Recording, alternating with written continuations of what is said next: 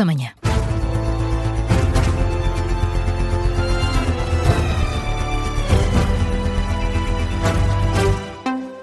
Começamos este jornal com o antavírus. O epidemiologista Manuel Carmo Gomes afirma que não há motivo para alarme em Portugal.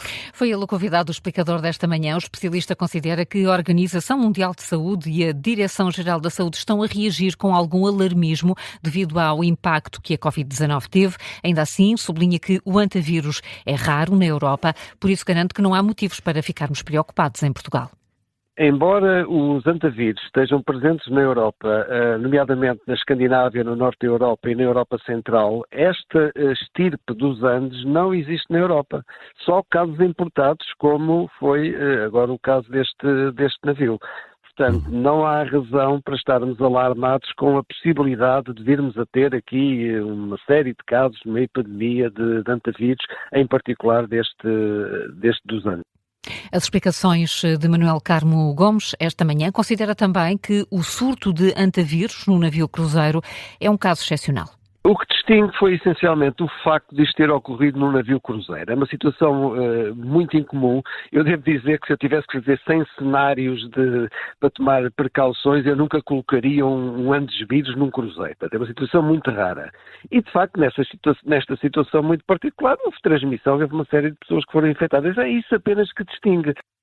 É uma situação muito rara, diz o epidemiologista Manuel Carmo Gomes, que revela também que quando contaminado o vírus tem uma carga viral muito reduzida. Até agora foram confirmados 7 casos de infecção em pessoas que passaram pelo cruzeiro Óndios. Há registro de 3 mortes. A Organização Mundial de Saúde sublinha que o risco para a população em geral é baixo. A Direção-Geral da Saúde também afirma que o risco em Portugal é muito baixo e afasta a necessidade de impor medidas preventivas, mas divulgou um conjunto de orientações para eventuais casos em Portugal.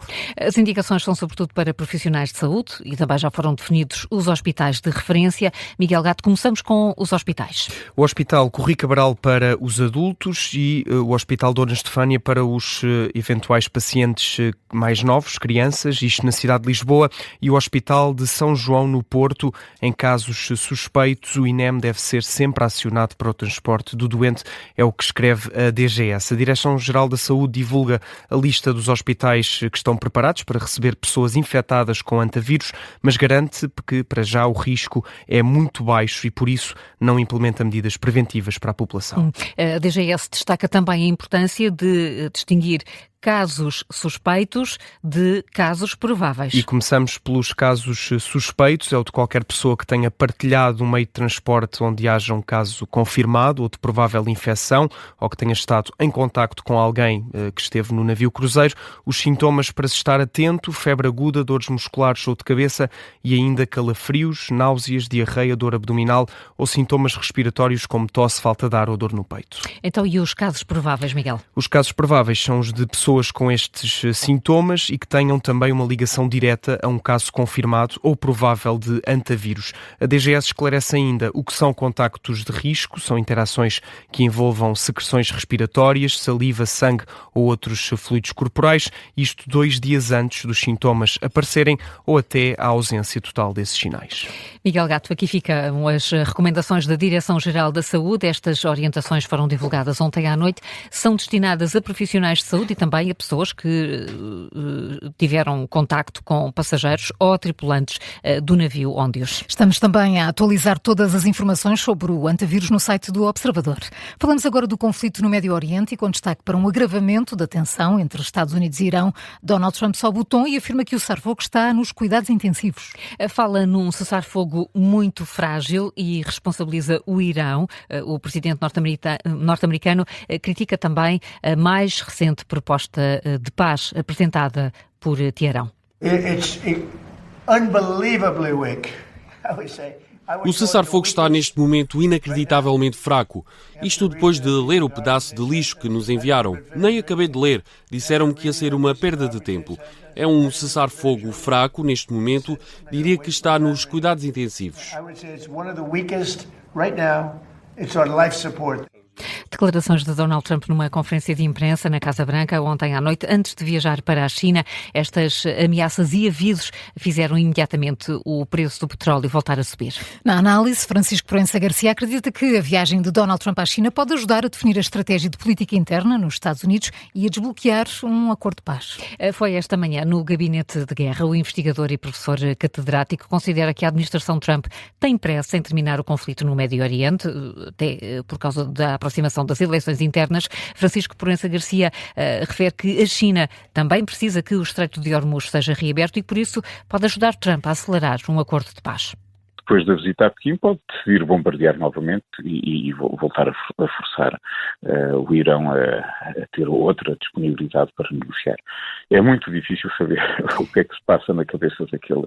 A previsibilidade das suas decisões são muito difíceis, mas ele vai ter que encontrar uma saída para o seu problema interno, por causa das suas eleições, e as pressões da comunidade internacional estão a ser tremendas, de maneira que ele tem que encontrar uma saída e pode ser que essa saída seja encontrada agora na visita a Beijing. Vamos ver.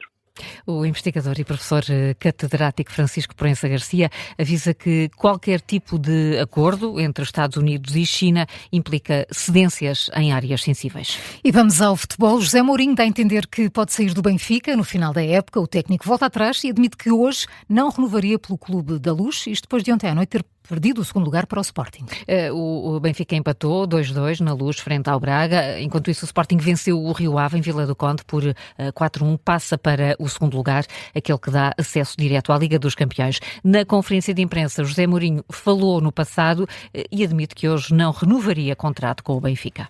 1 de março é 1 de março e porque a última semana do campeonato, as 2 últimas semanas do campeonato não é para se pensar em futuro, não é para se pensar em contratos, é para se pensar na missão que nós tínhamos, que era de fazer o milagre, de ficar em segundo lugar. Eu, quando digo milagre, não me quero alongar muito, mas eu acho que vocês percebem o que é que eu quero dizer com o milagre.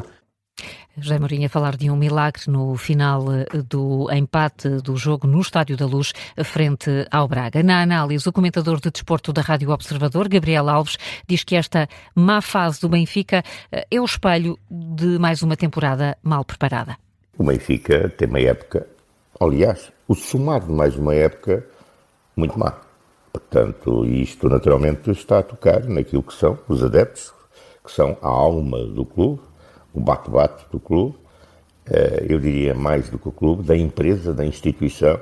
A preocupação não vai só nos adeptos, certamente vai nos patrocinadores. Na dimensão que o clube tem e, obviamente, o seu principal atrativo e poder é aquilo que é o rendimento desportivo. Análise de Gabriel Alves numa edição especial de E o Campeão é esta manhã. Falta só uma jornada no campeonato, vai ser no próximo fim de semana. O Sporting vai receber em Alvalade o Gil Vicente, o Benfica visita o campo do Estoril. E Carla, milhares de peregrinos estão a esta hora a caminho de Fátima para as celebrações do 13 de maio. As cerimónias começam esta noite. O repórter Miguel Pina Andrade tem estado a falar com os peregrinos que vão chegando ao santuário. Os fiéis destacam a importância da fé nesta jornada que muitas vezes demora vários dias e milhares de quilómetros. Estão felizes por finalmente terem chegado aqui a Fátima. Há pouco falava com Augusta Gomes, veio de Paredes, no distrito do Porto, num grupo de mais de 500 pessoas, entre peregrinos e equipa de apoio. Esta não é a primeira peregrinação de Augusta Gomes, mas a motivação continua a ser só uma. A fé. É mesmo a fé. Porque não é fácil, mas a fé é que movimenta montanhas, não é? É isso. A peregrina Augusta Gomes, que percorreu mais de 200 quilómetros a pé, desde Paredes até à Cova de Iria. São milhares os peregrinos que continuam a chegar ao Santuário de Fátima para as celebrações do 13 de maio. Desde Chaves, do distrito de Vila Real, mesmo do norte do país, vem Luísa Botelho, partiu há 9 dias, já não é a primeira peregrinação, mas este ano teve um significado especial.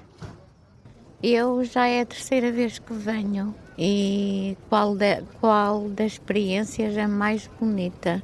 Apesar de caminhar 10 dias, caminhamos com muita alegria, com muito amor, com muita fé e sempre com o sentido de chegar.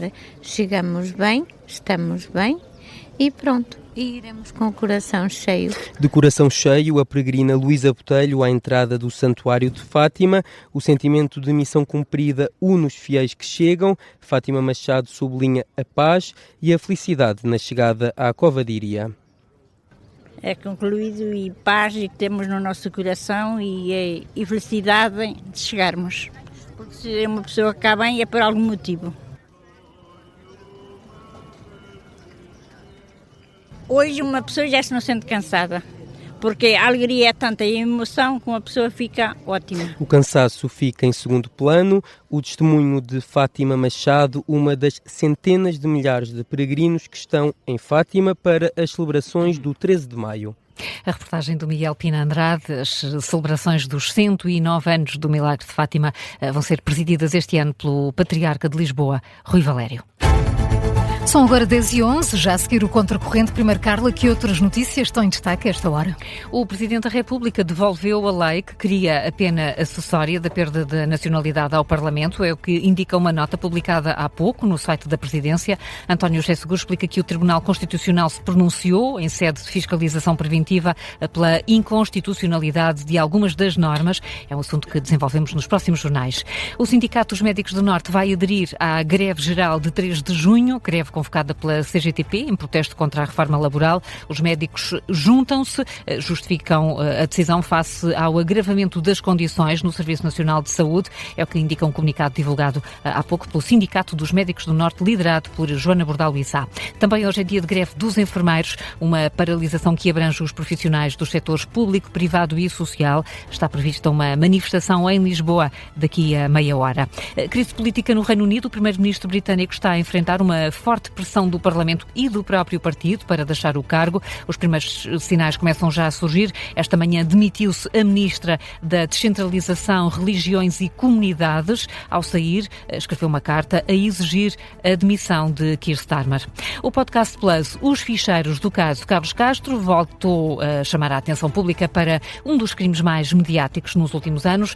O último episódio está disponível a partir de hoje. E o final da série centra-se no julgamento de Renato Seabra pelo homicídio de Carlos Castro em Nova Iorque, que acabaria condenado a uma pena não inferior a 25 anos de prisão. Ainda antes de ser conhecida a sentença, Renato Seabra pediu desculpa à família e aos amigos da vítima. É o dia 21 de dezembro de 2012. Renato Seabra quer pedir desculpa à família e aos amigos da vítima. Assume. Cometeu o crime. Matou Carlos Castro. Mas diz que não sabe por que motivo o fez. Que nunca antes tinha sido agressivo. Que não sabe o que se apoderou dele naquele dia e que não compreendeu a forma como as coisas se passaram. No momento em que entrei no quarto, nesse dia, algo tomou conta de mim. Depois, coloca-se nas mãos do juiz. Aceito qualquer pena que o juiz me quiser aplicar, porque cometi o crime. E agora, só Deus sabe o que aconteceu naquele dia. É um excerto do último episódio do Podcast Plus do Observador, que já está disponível. Os ficheiros do caso Carlos Castro é uma série em podcast narrada pela atriz Joana Santos, que conta com música original do pianista Júlio Rezende.